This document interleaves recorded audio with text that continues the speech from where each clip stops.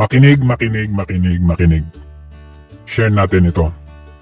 10 billion US dollars sinubukang ipuslit dito sa Hong Kong.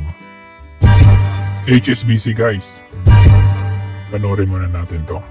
Let's watch this.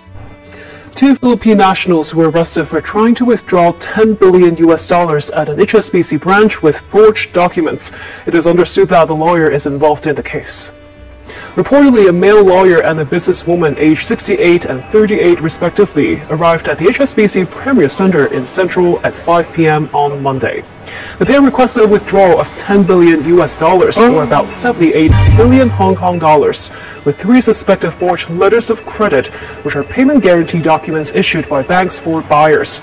The bank staff found the documents suspicious and called the police. After further investigation, 3 more suspected accomplices were arrested on suspicion of using false instruments. So ito po yun. 5 including 2 Filipinos arrested in attempt to withdraw 10 billion US dollars with fake documents. Magkano po yan sa peso? About 577 billion pesos. Ayan, nung ano lang, nung Feb 10 lang. Ang suspect, 2, 68, at saka 38. Yung isa dito ay abogado. Ayan.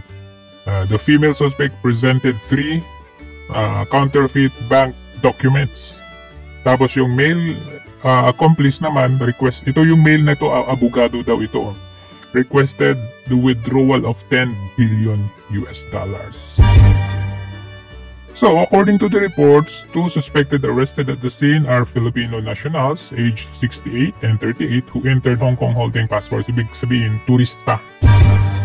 So, the case, ayan, iniimbestigahan itong ano nito, at following their investigation, additional 3 suspects were arrested, kasama, including 50-year-old Malaysian, take note 64-year-old with the surname of Chai from Taiwan, 29-year-old woman Tao from mainland China.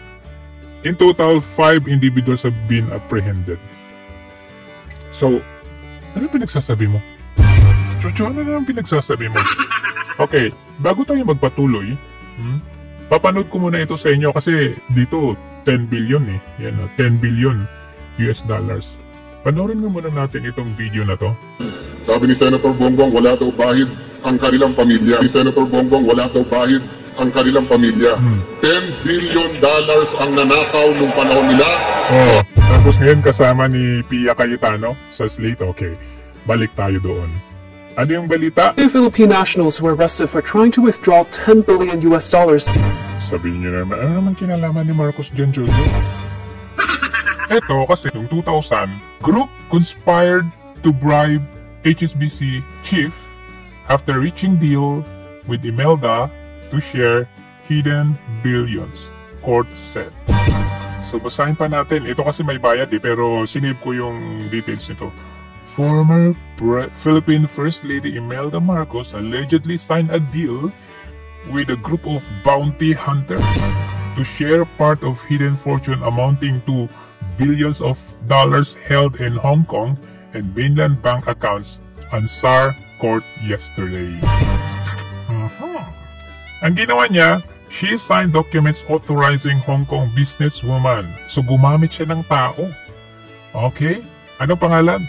Chok Oy Fong, 50, to handle withdrawals for her in return for a 35% share of the money. Ngayon, hindi na nila kailangan ng 35% share.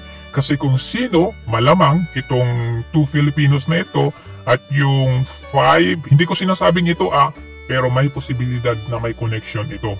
Okay? Itong 5 nationals na ito. She signed documents authorizing Hong Kong businesswoman Chok Ai Fong, 50 years old, to handle withdrawals for her. Pero inakapalit ng 35% share. The plan fell through when Chok and her 3 alleged co-conspirators. Diba 5 yung nahuli ngayon? Co-conspirators were arrested by the Independent Commission Against Corruption as they plotted to pay senior HSBC officials to help withdraw the Marcos money, which they believe ran to billions of dollars, the court heard. Chuk mainland businesswoman, taga mainland oh. Taga mainland guys. Tapos 51, Hong Kong loan broker, Tang Hoi Lam, 49, and merchant Go Hao were charged yesterday. So wala po itong pinagkaiba dito sa ayan.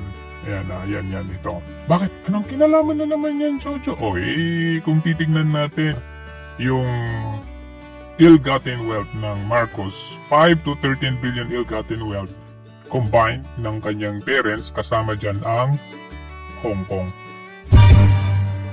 So ano masabi natin dyan guys? So ang tanong natin dito, itong nahuli, itong nahuli na 5 including 2 Filipinos attempt to withdraw 10 billion US dollars with fake documents ay hindi po malayong mangyari doon sa ginawa ni Imelda noong 2000.